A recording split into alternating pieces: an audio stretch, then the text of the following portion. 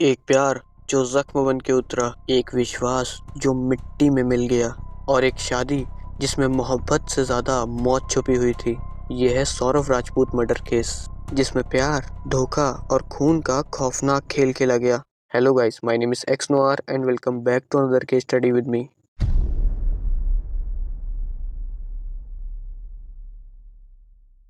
सौरव राजपूत मेरठ का रहने वाला एक 29 साल का लड़का। सौरव एक मर्चेंट नेवी ऑफिसर था।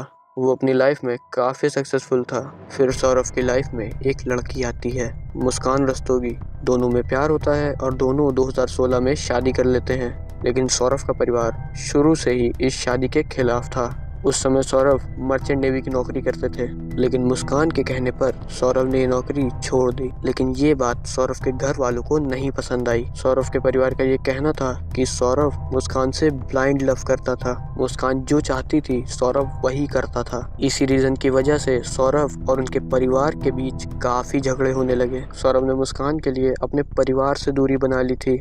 वो दोनों मेरठ में ही एक किराए के घर में रहने लगे। 2019 में सौरव की लाइफ में एक नया चैप्टर शुरू हुआ, जब उनकी बेटी का जन्म हुआ। पिता बनने की खुशी उनके चेहरे पर साफ दिख रही थी। वहीं दूसरी तरफ मुस्कान का जीवन एक अलग रास्ते पर चल रहा था। एक दिन मुस्कान के फोन पर एक नोटिफिकेशन आता है, एक व्हाट्सएप ग्रुप का invite. School friends catch up, messages का सिलसिला चालू हुआ। हंसी मजाक, पुरानी यादें, और तभी एक जाना पहचाना सा चेहरा सामने आया, और ये था मुस्कान का क्लासमेट साहिल शुक्ला। स्कूल के दिनों में मुस्कान और साहिल एक दूसरे से प्यार करते थे, लेकिन मुस्कान की शादी सौरभ से हो गई।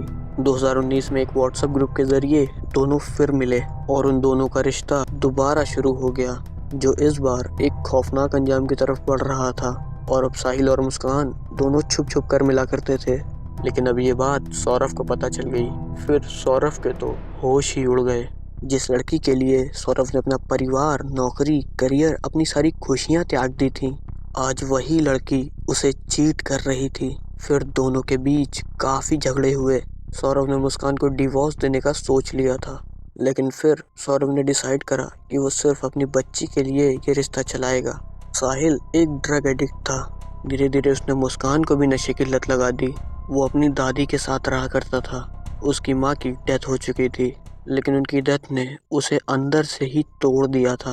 साहिल सुपरनैचुरल चीज़ों में बहुत विश्वास रखता था। यहाँ दूसरी तरफ सौरभ अपनी फैमिली के लिए बेहतर कमाई करने के इरादे से लंदन चला गया।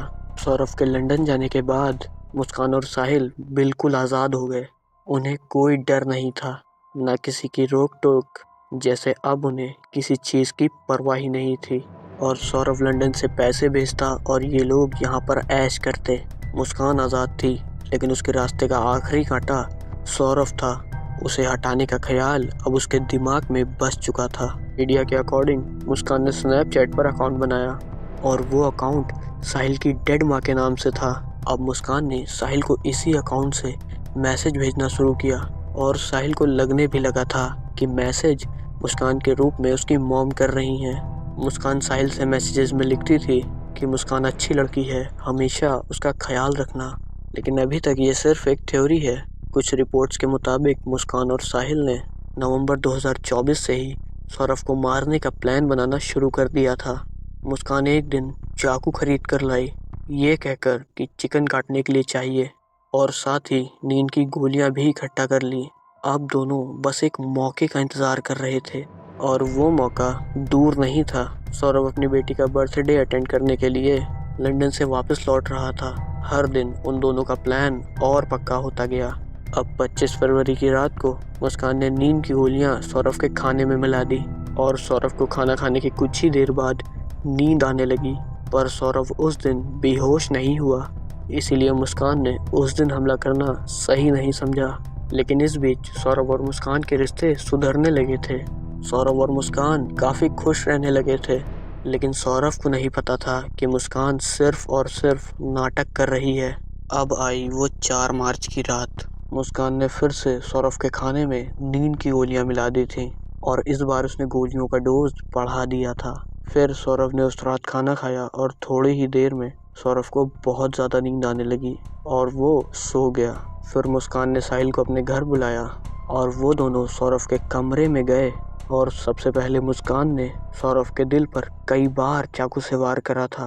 फिर मुस्कान के बाद साहिल ने सौरभ पे वार करा था और दोनों ने मिलकर सौरभ के 15 टुकड़े कर दिए। फिर साहिल ने सौरभ की बॉडी से उसका सर और उसके रिस्ट को अलग करा और वो इन दोनों बॉडी पार्ट्स को अपने घर ले गया था। लेकिन पता नहीं क्यों वो वापस से ये बॉडी पार्ट्स मुस्कान के घर ले गया। फिर दोनों ने प्लान बनाया और प्लान के मुताबिक उन दोनों ने एक ब्लू ड्रम खरीदा और मार्केट से सीमेंट की बोरी खरीदी। फिर दोनों ने सौरभ की बॉडी के 15 पीसेस एक एक करके ड्रम में डाले और ड्रम को सीमेंट से भर दिया। उन्होंने सौरभ की बॉडी को उस ड्रम में पैक कर दिया था और इसी के अगले दिन 5 मार्च को ये दोनों घूमने के लिए शिमला चले गए थे और सौरभ का फ़ोन मुस्कान ने रख लिया था। तो ट्रिप के दौरान मुस्कान ने सौरभ की सिस्टर को व्हाट्सएप पे मैसेज करते हुए पूछा कि क्या वो लोग होली पर मेरठ में रहेंगे या नहीं। Then she said yes. इसके बाद मुस्कान, जो सौरभ बन के बात कर रही थी, उसने मैसेज किया कि वो बाहर है और होली के बाद ही वो वापस आ पाएगा। फिर जब सौरभ की बहन ने पूछा कि वो ट्रिप पे अपनी बेटी को क्यों नहीं ले गया, तो रिप्लाई आया कि जहाँ पे मैं हूँ वहाँ का टेम्परेचर -10 डिग्री है, तो उनकी बेटी वहाँ बीमार पड़ जाती। मुस्कान अभी भी सौरभ के फ़ोन से लोगों को होली विश कर रही थी।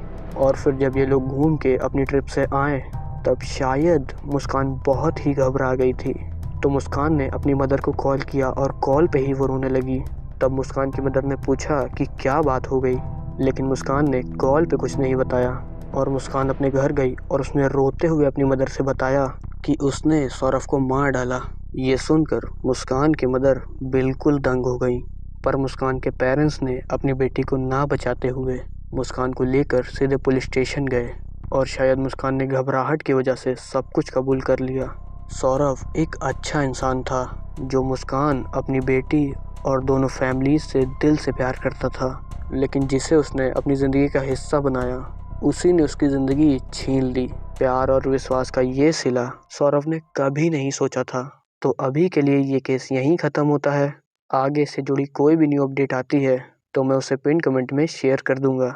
और अगर आपको ये वीडियो इंटरेस्टिंग लगा तो लाइक शेयर सब्सक्राइब करना ना भूलें और मिलते हैं किसी अगले केस के साथ।